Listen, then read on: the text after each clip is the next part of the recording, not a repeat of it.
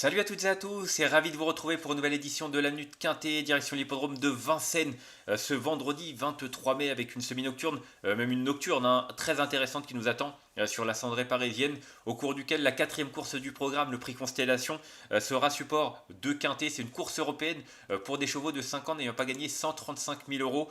Voilà, il y aura 16 concurrents qui seront en lice sur le parcours exigeant des 2850 mètres de la grande piste.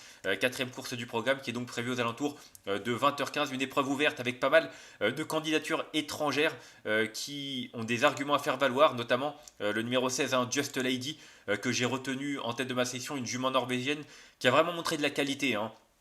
Je pense qu'elle est en retard de gain, elle a montré déjà de belles choses dans son pays d'origine, mais depuis son arrivée sur notre sol également, elle n'a couru qu'à 3 reprises, mais elle avait remporté une belle épreuve durant le meeting d'hiver sur justement ce parcours 2008 grande piste. Il n'y avait que des juments, mais la manière était vraiment très bonne. Depuis, elle a couru une seule fois, c'était le 22 mars, où elle a terminé seulement 13e d'une épreuve bien composée toujours sur ce parcours.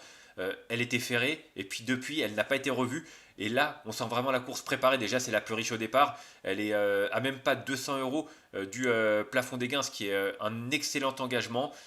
Alors certes il y a les mâles au départ mais c'est la plus riche, elle est déférée des quatre pieds. Thierry Duval d'Estaing n'a pas caché sa confiance. À mon avis c'est un engagement qui a été préparé avec soin de longue date, donc je pense vraiment qu'elle doit être prête pour lutter pour la palme.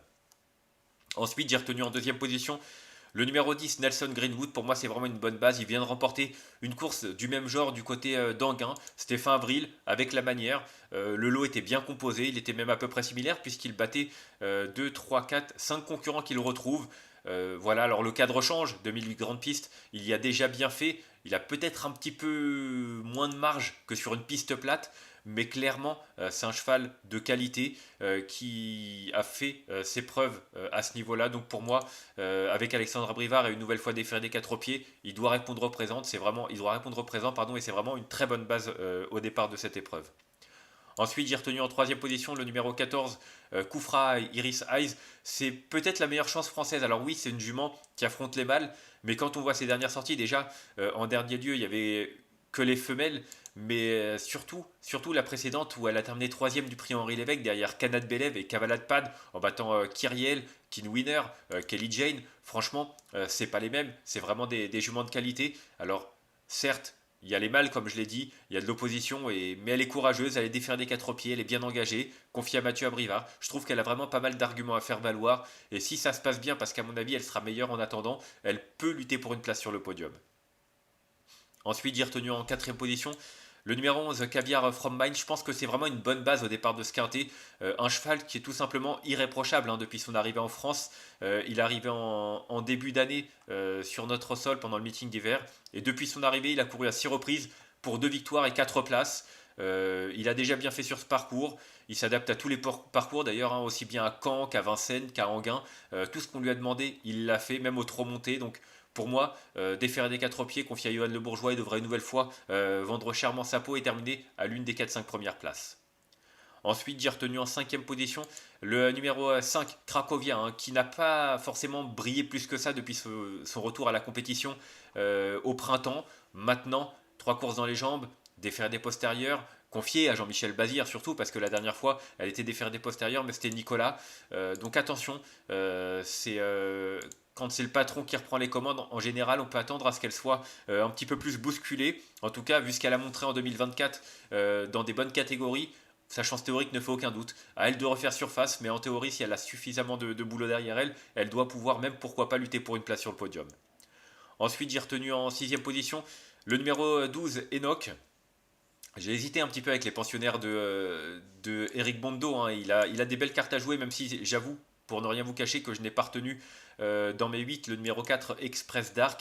Je pense que ce Enoch, faut pas le condamner déjà sur sa dernière sortie du côté d'Anguin. Auparavant, il avait terminé quatrième d'une course similaire du côté de Vincennes sur le même parcours. D'ailleurs, il battait Kenopé de Vinière. Il faisait afficher une grosse cote, 100 contre 1, mais surtout il montrait qu'il était capable de bien faire à ce niveau-là. Donc voilà, la dernière fois il était juste déféré des antérieurs, là déféré des quatre pieds pour ce retour sur un parcours sur lequel il a déjà brillé. Donc attention, je pense que c'est vraiment un cheval dont il faut se méfier. Je l'ai retenu en sixième position, mais je pense qu'il est même capable de faire beaucoup mieux.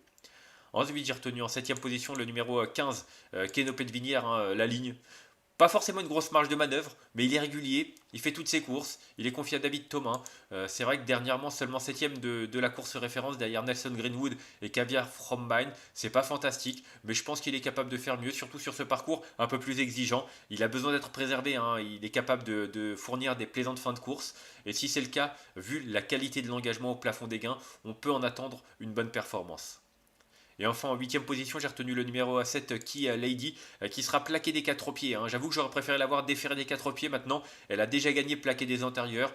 Elle a des références à faire valoir. Elle a quand même couru dans des bons lots, hein, que ce soit tout au long de sa carrière, mais surtout lors de ses dernières sorties. Donc attention, confié à Benjamin Rochard, qui avait peut-être d'autres options, pas sûr, mais il me semble, ça peut le faire. En tout cas, voilà, je l'ai retenu en fin de combinaison en 8ème position.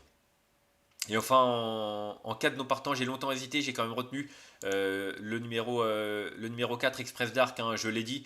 Je ne l'ai pas retenu dans mes 8, mais ce sera juste un regret. J'ai longtemps hésité entre lui et Qatar qui fait une petite rentrée. Finalement, j'ai choisi celui-là parce qu'il redescend un peu de catégorie dernièrement. En gain, le lot était quand même bien composé. Et c'est vrai qu'il a des références à faire valoir. Il a déjà gagné sur ce parcours face à Nelson Greenwood, Caviar From Mine. Sur la fois de cette sortie, il a même une première chance à défendre. Maintenant, voilà, j'ai quand même besoin d'être un petit peu rassuré, même si c'est vrai qu'il descend de catégorie. Je m'attendais peut-être un petit peu mieux de sa part les dernières fois. Donc voilà, c'est une question d'impression. Ce sera juste un regret de ma part, mais c'est un vrai regret. On va faire un petit récapitulatif de ma sélection avec le 16 que j'ai retenu devant le 10, le 14, le 11, le 5, le 12, le 15 et le 7. Et en cas de non partant, le numéro 4. En conseil de jeu, bah, c'est vrai que pour moi le 16, course préparée, première chance. Le 10, Nelson Greenwood, il sait tout faire. Il a la forme pour lui. Il vient de battre certains de ses rivaux. C'est également une très bonne base. Et puis le 14, Koufra Iris Ice. Peut-être une base un peu plus spéculative que le 11, Caviar From Mine, que j'ai retenu quatrième. En tout cas, les deux se valent au niveau des choix de base pour moi. Donc 16, 10. 14 ou 11, vous voyez, mais en tout cas, pour moi, il y a vraiment là quelques concurrents qui ont une belle carte à jouer.